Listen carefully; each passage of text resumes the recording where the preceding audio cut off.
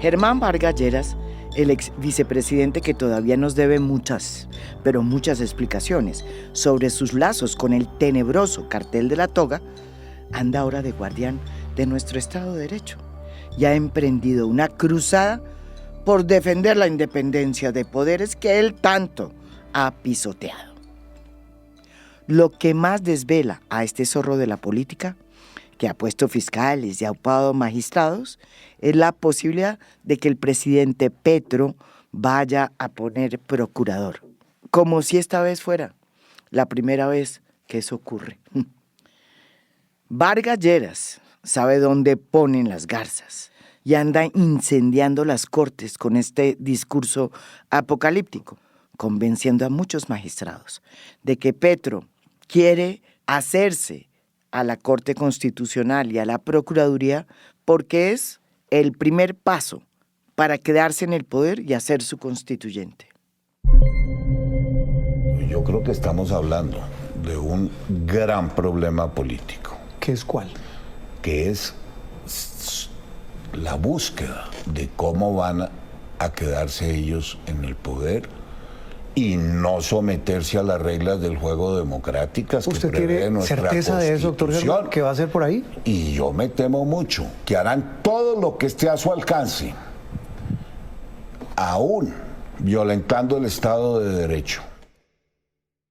Sin embargo, falta ver qué tan cierto es que Petro, tan flojo para armar hojas de ruta, pues tenga ya un plan para quedarse en el poder, como lo asegura Vargas Lleras. Entre otras porque a Petro, al presidente, no se le ve que quiera quedarse en el poder, y más bien uno lo siente encartado y embolatado con sus responsabilidades de gobierno, al punto de que las ha delegado a una persona opaca como Laura Sarabia, quien se da el lujo de decir en sus trinos que el presidente Gustavo Petro es su acompañante a los actos oficiales. A estas alturas del partido tampoco se le ve el rigor ni la disciplina para llevar a cabo ningún plan. No ha podido ni presentar un plan para la transición energética ni nombrar a los miembros de la CREC, pero en cambio sí tiene en salmuera un plan para quedarse en el poder. Seamos serios. Adivinen, en cambio, quién sí tiene un plan diseñado para tomarse la Procuraduría y la Corte Constitucional. Germán Vargas Lleras. A diferencia del presidente Petro, el ex vicepresidente es disciplinado y trabaja sin descanso, y esa constancia le está dando frutos. 2 de los ternados para la Procuraduría son sus pupilos. Luis Felipe Henao, el exministro de Vivienda de Santos, por el Consejo de Estado, y el exsenador Germán Barón por la Corte Suprema de Justicia. El primero ha sido siempre un soldado fiel de Germán Vargas, y desde que salió del ministerio se ha convertido en uno de los abogados más cercanos a Luis Carlos Sarmiento, un empresario que sabe cómo es que funciona la puerta giratoria. ¿Qué tal? Gracias por estar conectados con Focus Noticias. Atención que el Consejo de Estado en sala plena acaba de escoger el nombre del exministro de Estado Luis Felipe Henao Cardona como su candidato para la terna a Procurador General de la Nación. Luis Felipe Henao, quien es un... El otro ternado por la Corte Suprema de Justicia es otro político, Germán Barón Cotrino, quien fue el hombre fiel de Vargas Lleras en el Congreso. Así ahora él insista en que desde hace 2 años no ve a Vargas Lleras.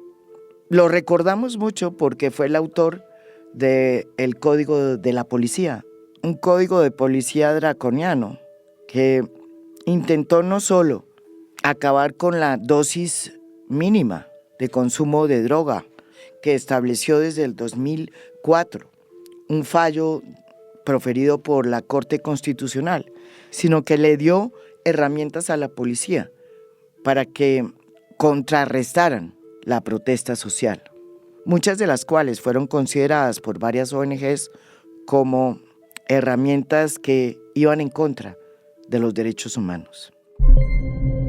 Según el alto tribunal, la prohibición que contenía el Código de Policía, pese a que tenía como fin el cuidado de lo público, no explica la relación entre el consumo y un presunto daño a los lugares públicos.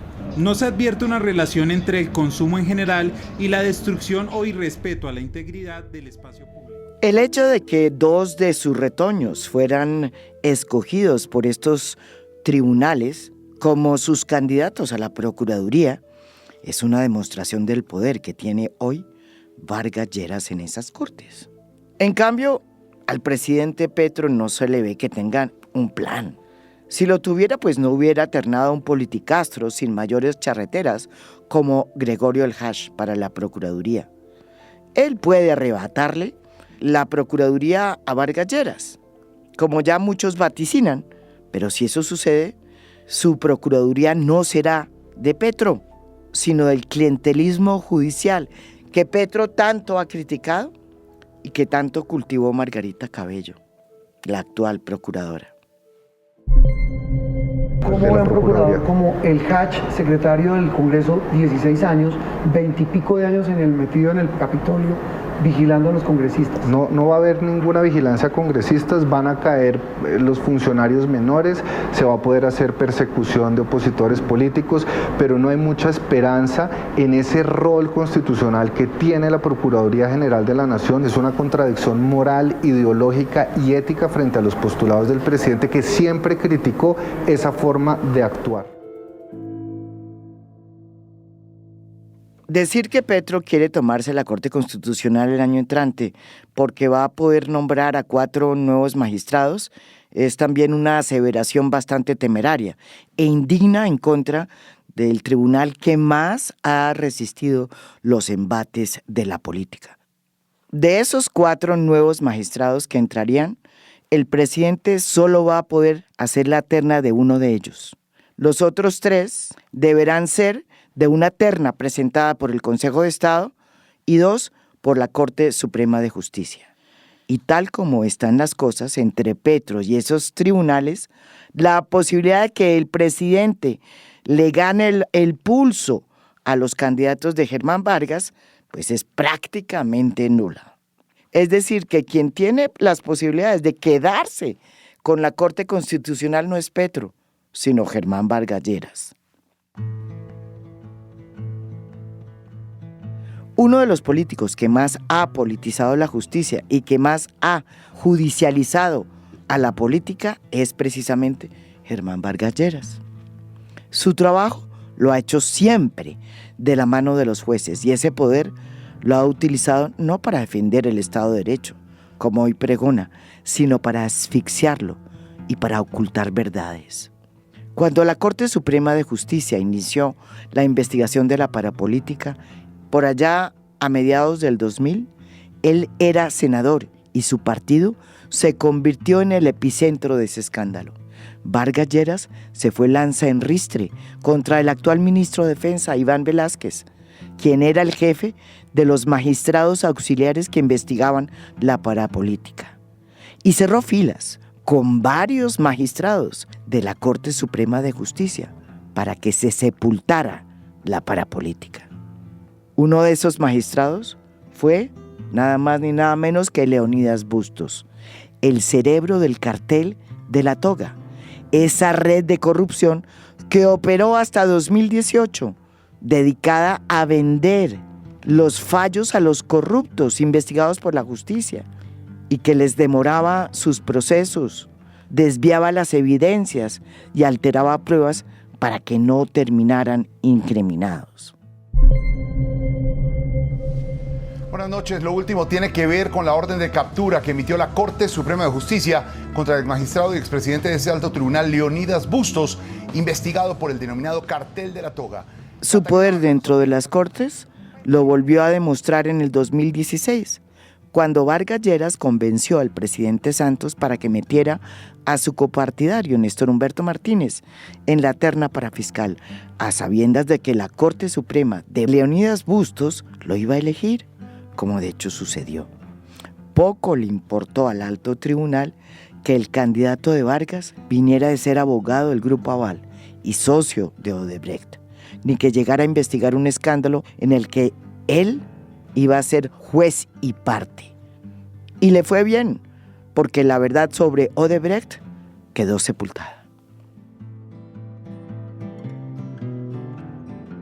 Vargas Lleras nos debe además las explicaciones sobre su relación con el cartel de la toga. Una de las fichas de esa red de corrupción fue el jefe de la unidad de corrupción de la Fiscalía, Luis Gustavo Moreno, capturado en el 2017. Tuve la oportunidad de entrevistarlo cuando todavía estaba en la cárcel y me confesó lo siguiente.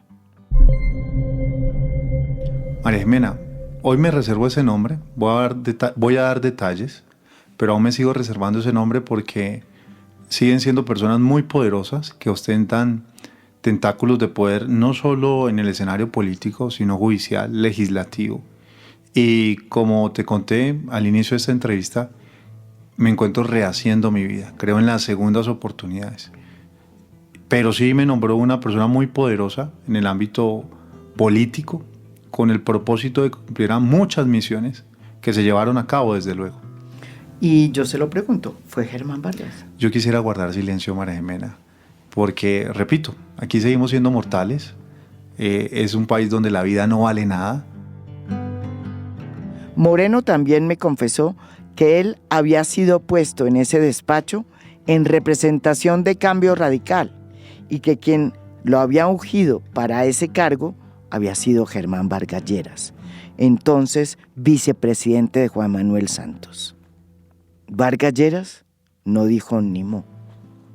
Moreno me contó incluso que entre las tareas que sus jefes le habían asignado estaba la de montar casos en contra del entonces precandidato Sergio Fajardo y Gustavo Petro, para sacarlos de la carrera presidencial y dejar libre el camino a la candidatura de Germán Vargas.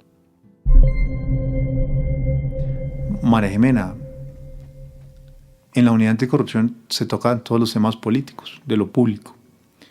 Y hay tanta corrupción que en su momento era seleccionar a los enemigos y poner todas las herramientas de la fiscalía para judicializarlos y sacarlos del escenario político y público. Y eso se hizo.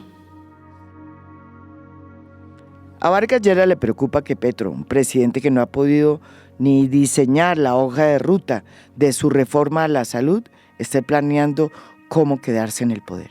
Si eso sucede, seré la primera en levantar mi voz en señal de protesta. Pero hoy, a mí lo que me asusta es que Vargas Lleras llegue a apoderarse de las cortes y de organismos de control como la Procuraduría, porque las puede utilizar como arma política para acabar con sus enemigos y para proteger a los que él estime conveniente, tal y como sucedió en las épocas aciagas del cartel de la toga.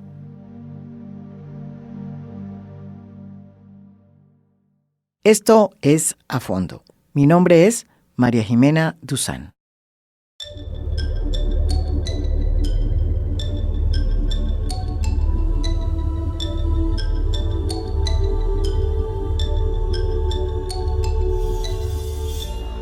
A Fondo es un podcast producido por Mafialand. Producción general, Beatriz Acevedo. Producción de audio, Daniel Chávez Mora. Música original del maestro Óscar Acevedo. Nos pueden escuchar también en mi canal de YouTube. Gracias por escuchar. Soy María Jimena Duzán.